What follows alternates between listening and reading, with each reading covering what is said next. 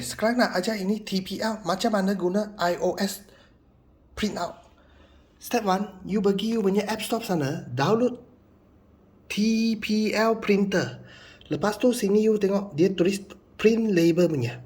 Lepas you mau tengok dia sini ada tulis Zhuhai Yichun. Ikut ini. Sudah download, tekan open. Lepas dalam phone Bluetooth dia tak boleh connect punya. So masuk dalam app sini.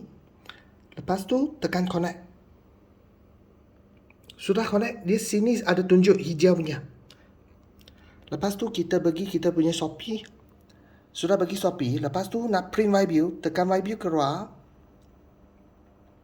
Lepas share itu YBU, bagi itu apps.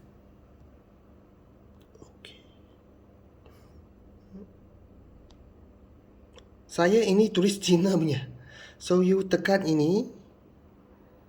Lepas tu tekan OK. Lepas sini pilih custom. Custom sini set 1 kali 100 150.